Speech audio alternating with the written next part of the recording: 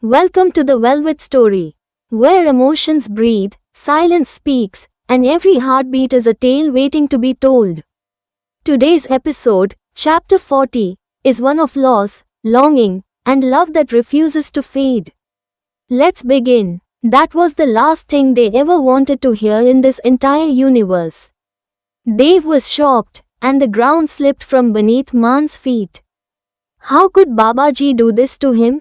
He and his family had never intentionally hurt anyone, yet here he was, struck with an unbearable pain that ripped through every fiber of his being. Man stumbled a little, but Dave held him up. Bhai, nothing is going to happen to Bhabhi and Abhi, you know that. Dave said, but his voice never reached Man's ears. Dave rushed to inquire further. He began cross-checking everything, passenger lists, manifests, contact logs, but their names were there. They were on that flight. He didn't want to believe it, neither did his heart, but the proof was now standing coldly against his hope. Bhai, let's go, Dave said, voice choked with emotion. As he gently dragged what now felt like a soulless man with him.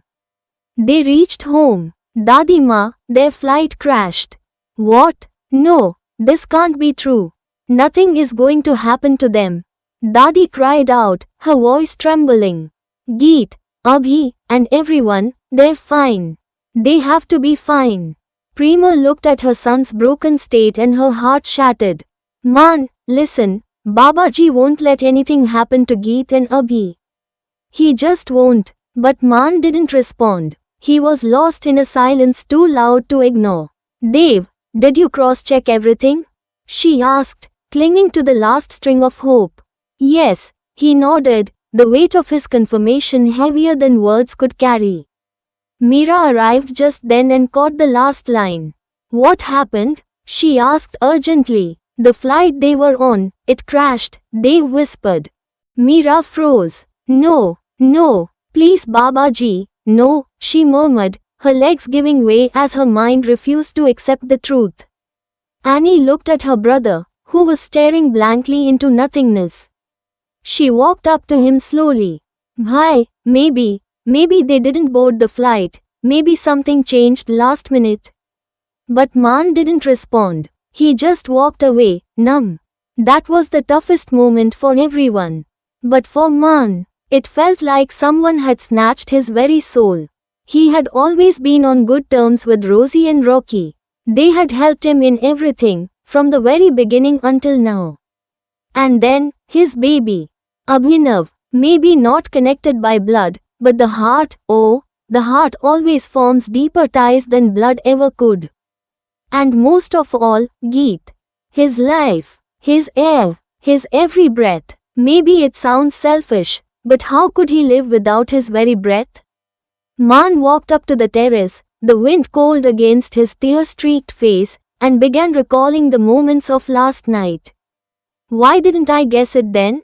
She had already planned everything. Meera was the only one she told, about starting a firm in Europe. But where in Europe? He knew he would find her, if she truly went there. Tears rolled freely down his face. I asked you, Geet. I begged you, just talk to me. But you didn't even tell me about Anupama auntie. Why, Geet, why? His voice cracked in the wind, but no answers came. I failed in our relationship, Geet. I couldn't even earn enough trust from you to share your pain or sorrow. I failed, and you made me feel that failure. Why didn't you just talk to me directly, Geet? Why did you assume everything and leave? Just once ask me, and I would have fixed everything. He stood in the same place she stood the night before, and whispered into the night. Then, Dada, Man turned around, eyes widening.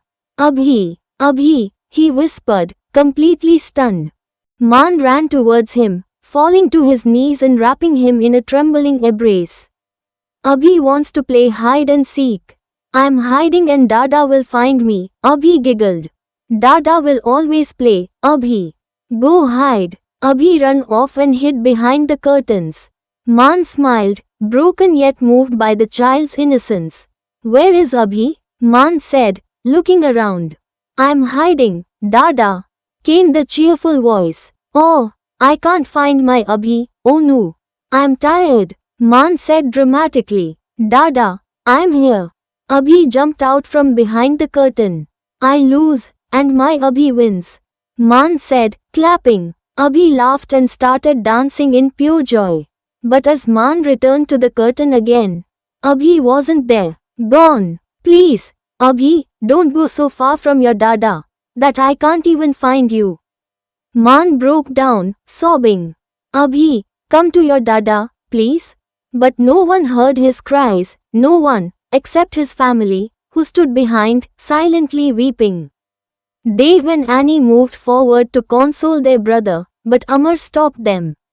Let him be, he said solemnly. He needs this moment alone. Scene shift. On the other side, Meera had quietly slipped away without telling anyone. She refused to believe any of this.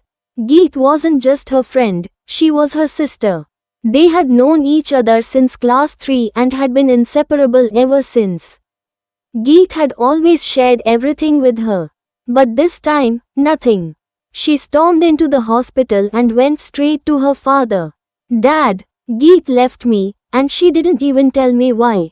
Why, Dad? Why? Meera broke down. Meera, maybe she had a reason.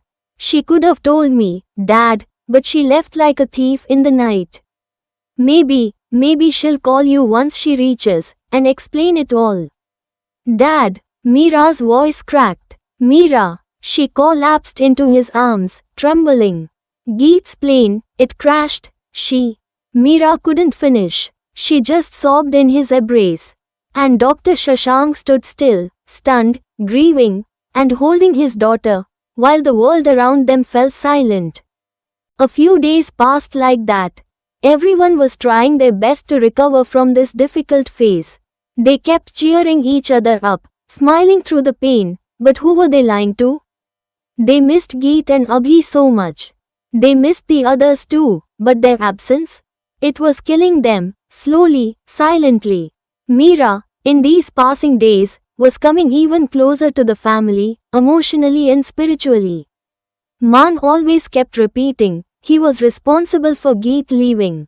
Meera would shake her head and say softly, I wasn't a good friend either. I couldn't even realize Geet was in pain, or that she was planning something like this. Scene shift. Man's world. Man continued doing what had become his daily ritual. Every morning, the first thing he did was go to Abhi's room.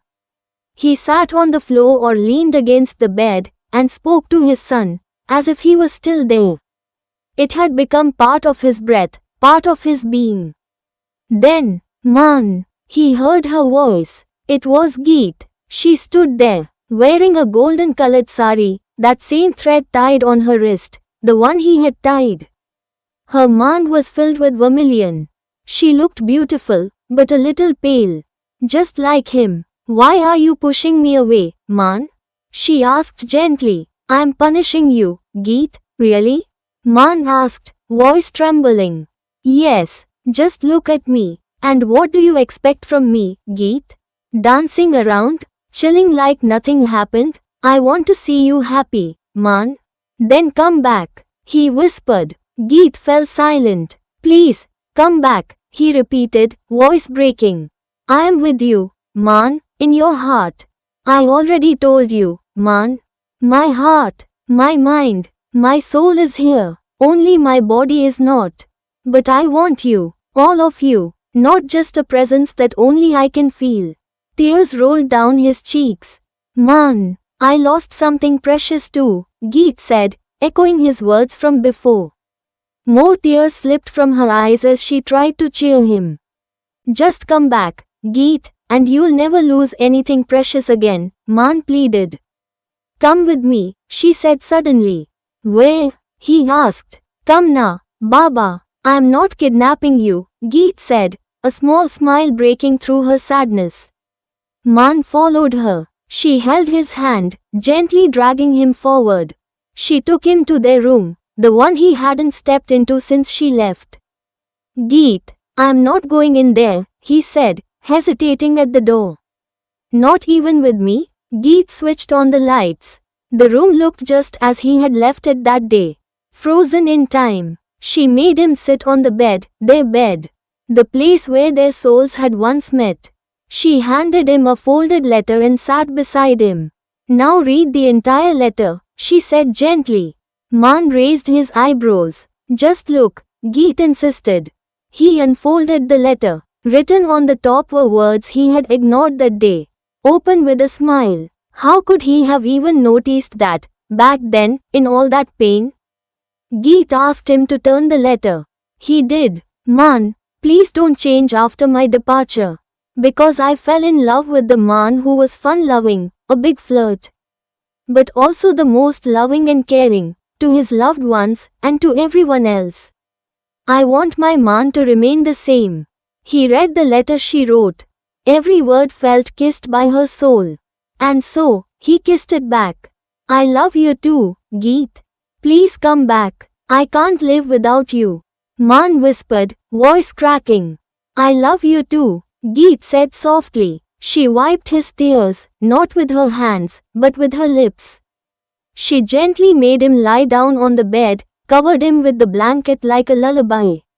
Then softly placed her hand over his eyes, guiding him to close them. He followed, trusting her, needing her. She leaned in and placed a soft kiss on his forehead. Sweet dreams, Maan. Her voice faded into a whisper. I am always there for you, Maan. In your heart. And then, she vanished. Like air, like a memory the soul clings to. Love doesn't end when someone leaves. Sometimes, it lingers like perfume in a forgotten room, or a whisper in the stillness of the night. And sometimes, love chooses to live forever, inside the heart it once called home. This was chapter 40 of the Velvet Story. If it touched your heart, stay with us for more chapters. Because the heart remembers everything.